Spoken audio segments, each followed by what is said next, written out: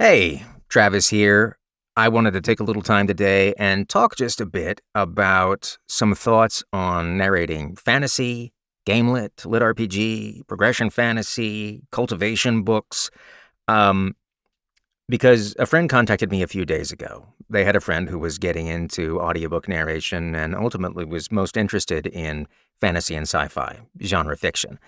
And they were asking if I knew of any coaches that specialized in that. And I don't. And my answer was, honestly, narrating audiobooks is narrating audiobooks. If you're going to be true to the characters and if you're going to be true to what the author's trying to get across, that's universal, regardless of genre. So there's not really genre coaches for that. And to a large extent, I believe that's true. But the wheels in my head started turning a little bit after that conversation because it turns out I think there are some interesting things to talk about that are specific to fantasy and very specifically to Gamelit and lit RPG and progression fantasy um, that are that do bear discussion because they are a little bit different. Um, and so I thought I would talk about that a little bit. Um, and there's a couple things that I want to talk about. I want to talk about style. I want to talk about characters. I want to talk about stats and speaking some of the more jargony stuff that happens in these books. And I think there's some interesting things to discuss there. So let's start with style. And I think it's often said that you can't narrate a genre. And largely, I think that's true. But also, I think there are exceptions to that. And one of the reasons I think there are exceptions to that is because of the audience crossover into some of these genres. To me, you can't really just think about them as a book because they're informed by so much other media. When you're looking at things like Gamelit and lit RPG, they're obviously informed by by PC gaming, by console gaming, mostly PC gaming because we're talking about MMOs. And when you talk about progression fantasy and cultivation, you're often talking about animation. You're talking about Avatar: The Last Airbender. You're talking about Dragon Ball Z. You're talking about this huge world of reference that is informing these books. And I think that if you ignore that, you do so at your own peril because the listeners who are ultimately going to be consuming this are going to want to be making those connections. That's why they came to this genre. They have genre expectations that they want to be met, and understanding them and knowing where to meet them, I think, is key to being successful in that genre. I narrate a lot of this stuff. I narrate a lot of progression fantasy, Will White's Cradle series, Tao Wong's Thousand Lee series. I do a lot of Gamelit, and there are a lot of things that I think about that I wouldn't do that way in other books. And let's start with style. You say fantasy and you think swords and sorcery, right? But it's so much more subdivided than that. You've got kind of what I like to call your classical fantasy, your Lord of the Rings, things like a Game of Thrones, where there's sort of a pseudo-medieval, kind of classic, straightly told, serious fantasy, right? But then, by the same token, you have jokey, funny fantasy. You have cartoon fantasy. You have anime fantasy. You have this, and you have Gamelit, which is usually informed by things like World of Warcraft or EverQuest or whatever. And that's not what I would consider classic fantasy. Usually, it has a lot of in-jokes. It might reference movies. There's so much pop culture infused into some of these other subdivisions of style that I think you ignore that at your peril. If you're just doing classic fantasy, I often think that's best served by someone with a natural British accent. If you can get Simon Vance to do it for you, phew, boy, I wish I was Simon Vance sometimes. Alas, I am not. As a result, I don't actually do that much super classic fantasy. When I do fantasy, it's more kind of in the wheel of time where it's a little bit more westernized. There's a little bit more of a western feel to it, more humor. And where my total lack of a natural British accent for my prose narration is not a drawback.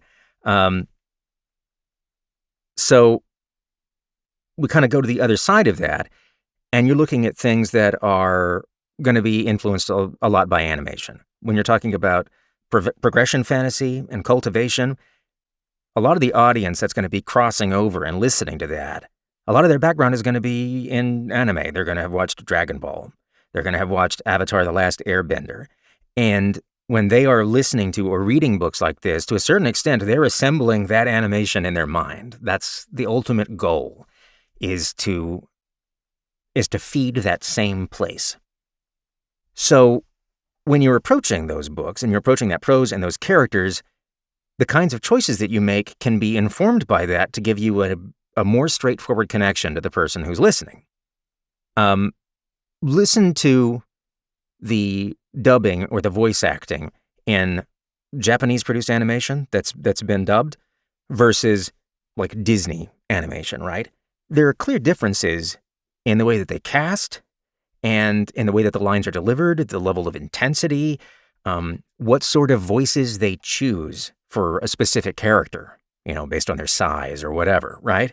Now, when Disney does a dub of like Ghibli animation, they do it very Western, right? And it's a little bit more subdued. There's a kind of like I don't want to say there's a little more subtlety to it, That's not to say that Japanese animation dubs can't be subtle. They can, but it's like there's a stylistic decision that's often made in how far to push the intensity, and sometimes everybody's yelling every other scene too, which kind of feeds into it. So if I'm deciding how to select voices or the way that I'm going to deliver one of these books, to a large extent, I'm thinking about, well, what are the obvious touchstones in this that remind me of other media that these people who are going to be listening to this will have consumed? Is it big martial arts fight with people shouting stuff at each other and screaming out the names of the moves that they're doing? Maybe I want to be thinking that it's going to be more like Dragon Ball, right? Is it pretty Western, relatable, but still has kind of this martial arts vibe? Maybe I'm looking at like the Avatar: The Last Airbender, right, where it's kind of a Western produced work that references a lot of kind of classic Japanese animation ideas, and also the Chinese cultivation kind of tropes. That's also going to inform the character decisions that I make. So just being aware of this other cross media that is influencing the books that you're doing can really help you decide how you want to play it. Because when the listeners hear that and they recognize it, it strengthens their connection to you and to the book. They're like, that person gets it. They know what this is supposed to be, and the image comes alive in their head, and they make that connection, and they're just plain more satisfied with the end result. So, well, yes, you can't really, at the end of the day, you want your characters to be human, you want them to be relatable, and you want to do what the author is intending to do. To a certain extent, you are doing what the author is intending to do, because the author is consciously making a connection to this other media, and you don't want to ignore that. Anyway, that's my take on it. Following from that, I want to talk a little bit about character voices. Because one of the things that's cool as a voice actor when you do this kind of fiction is that there is an expectation that the voices will be bigger, especially when you're talking about Gamelit and Cultivation, because, again, of the media it references. If you play WoW, it's not like the ultra subtlety of the voice acting here. It's usually big and it references a lot of pop culture and big accents, big goofy character voices that are a ton of fun to do. And there's an expectation that you, as an actor, are going to invest the work with some of that. But I think you also have to be careful because you're spending a lot more time with these individual characters and inside their heads and in the prose surrounding them than you are in a game, right? So while I love doing big, awesome character voices, think of it as salt. You only want so much. You want the book to be relatable as a human being. Now, often the characters that are the best candidates for this are side characters. It's your big, awesome comic relief character that everybody loves and everybody makes memes about and everybody makes fan art of. They're just such a prime candidate. Often the MC he or she is not that character. They're often like almost like a reader insert. They're the person that you're following along with. They're the straight man or woman. And so they often don't benefit from big, goofy voices. Making them very naturalistic and very human and relatable is honestly a really good approach very often, unless they actually happen to be a goblin. And even then, you probably want to temper the voice that you're doing because of the emotional range that you're going to expect it to do with his character. Honestly, I think you need to apply that level of carefulness to every voice you do, because you may discover that the goofy goblin sidekick in book 1 has some really, really tear-jerking moments 3 books down the line, and you want to be able to do that expressive emotional range when that actually happens. So anyway, bear that in mind. When you're making these big choices, if you apply them to everybody, it's like The Incredibles says, if everybody's special, nobody is. Let them stand out as, a very specifically selected part of your cast. Following that, there's an interesting thing that I think happens in Gamelit. So Gamelit, lit RPG, and a lot of and to a lesser extent, progression fantasy, which sometimes has a bit of a crossover. There's an expectation of both a power climb. You have somebody who's starting at 0 and then becoming something awesome by the end, 10 books down the line. But there's also a relatability with the main character. Unlikable main characters often don't fly as well in this specific genre. Because to a certain extent, the genre is, I think, aspirational. Now, that's not a 100% statement. It doesn't apply to everything. But I think that there's a fairly broad expectation of that from the listenership. And so you'll often hear complaints about main characters being whiny, right? You'll see it a lot in book reviews for these, because the authors are starting these characters at 0. They suck at everything. They're weak. They have failings that they're going to overcome as part of this book. But by and large, gamers are used to playing as main characters who are not. So if you're playing a game, if you're playing Zelda, if you're playing Horizon, if you're playing whatever, usually there's an uneasy line that's ridden between having the character not be super powerful but also feeling weak. Because to a certain extent, it's a power fantasy, right? People want to get more and more awesome, but they also don't want to feel terrible, right? And it's a little blurry here because, again, you're not playing this character. This is not a game. It is fiction, and they need to have human failings that they overcome. But I often find myself making sure not to lean into the whiny, for lack of a better term. You can see that they have failings. You can see that they have problems. You can see that they have complaints. But you can make character choices that make them extra whiny, and I tend to try and avoid those specifically for Gamelit, because I think that there is an expectation that is going to be, I think that breaks some of the connection that a large part of the listenership has to the character that they expect to have to go along with you on the journey. It's just something to bear in mind. This is not like a hard and fast rule, but it's something I always think about because it's a persistent complaint that I see leveled most primarily at Gamelit and Lit RPG, especially in the first book, which is where you get or lose people.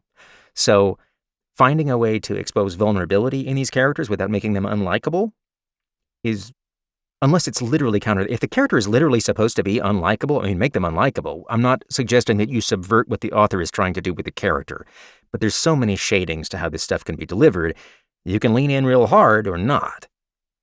It's worth thinking about. All right. Now, one last thing I want to talk about is stats, and this is very Gamelit Lit RPG specific. If you have not narrated Gamelit before, I often hear lots of questions about how you narrate stats, because depending on the crunchiness of the Gamelit, and that's basically kind of a shorthand term for how much numbers and stats and readouts it has in it, and how system specific it is, you may have a lot of this stuff to read. So here's one of the first things that I think is a good rule of thumb. Be brisk. there's no way that a listener is going to absorb all the formulas that you just had to regurgitate. They're going to get a sense of it, but that's it. You just can't remember all of that. So be brisk. Get on to the narration. This stuff is there, and some authors have actually taken note of this. When they do an audio version, they'll actually remove some of the stats, especially if they're redundant, just to make sure that the audio flows along. Be aware as a narrator that you want to get this stuff to be brisk. And the second is just articulating it in a way that is understandable. I mean, just because we want to be brisk doesn't mean we want to be obtuse. We would like them to be able to gather what information they can from it, and sometimes it's quite important. So, there's a couple components to this. I call them either the floors, when we're talking about like an elevation that allows you to separate concepts going up and down, and I like to call them left hand, right hand. And so I'm going to kind of show you what I mean. I've just got a little bit of stat block here for an item from a book called Shadeslinger, which is fabulous. And I just kind of want to show you what I mean. So first, I'm going to read the title of the item, and I'm going to show you what I mean by floors, because I think you can kind of park your voice and its elevation and its delivery to make a clear distinction between sections. So this item is called Phase End. It's an enchanted pistol that's equipped in the main hand and is also a touchstone item. And each of these are broken out with parans and in the text, but obviously as a listener, you can't consume any of that. But we want to separate it out, so here's how I would do it. Phase End, enchanted pistol, main hand, touchstone. I did that a little slower than I would normally do it. Now I'll do it at the rate that I would actually do it. Phase Hand, enchanted pistol, main hand, touchstone. And I went up, down, up. And so there's this stratification that you can do that separates out these concepts. I tend to be a little more declarative. So here I'll give you the kind of the lead-in to how I would do this. I inspected the weapon I'd been given as I headed back to the commerce ward, barely able to conceal my excitement. Phase End, enchanted pistol, main hand, touchstone.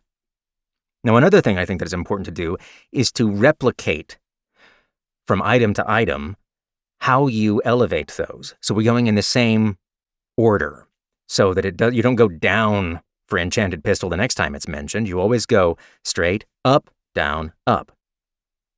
Whatever cadence you want, it doesn't really matter, but consistency helps make these things feel all of at peace. Now, the next component is going to be properties and their values. So here's an example. It'll be grade D. It has a grade, a colon, and then the letter D. And what I like to do is think of these as left hand, right hand. And again, it helps separate them. Grade, D. And I literally will poke a hand out to one side for grade, and I'll tilt my head, D. And there's a little bit of vocal elevation that changes between those, but also literally just changing the angle of my head relative to the microphone causes a certain amount of separation, which is valuable for this. And you want to keep this stuff, again, brisk, so I'll do a little block. Grade, D. Item level, 36. Damage type, magical. Quality, epic. Physical attack, 0. Magical attack, 42. Speed, NA. Primaries, +8 intelligence, +6 dexterity, +5 constitution. So you see there's that kind of like elevation as I go to the other side. There's that change in the angle as I approach the mic. And on the last one, where we're talking about the list of stats, there's a consistency that I think also helps. So I've got a list of stats, +8 intelligence, +6 dexterity, +5 constitution. Having those be tonally the same really helps impart the idea that it is, in fact, a list. Primaries, +8 intelligence, +6 dexterity, +5 constitution. They stay as part of a list when you do that. If I bopped them all over the place, they would seem like separate things. And they are separate values, but they're still part of the concept of a list of properties which are being illustrated as part of the primary effects. Anyway, be brisk, work on that vocal separation, and think about physical ways that you can help articulate this for yourself so that you're always narrating them the same way, because that consistency will help people understand the associations between these blocks of text that appear. Anyway, hopefully that's all kind of useful. There's probably a whole bunch of other stuff to talk about, but this is some of the things that were off the top of my head when I was considering what you would actually discuss about narrating these sorts of genres. I hope that's useful to you. Have a fabulous evening.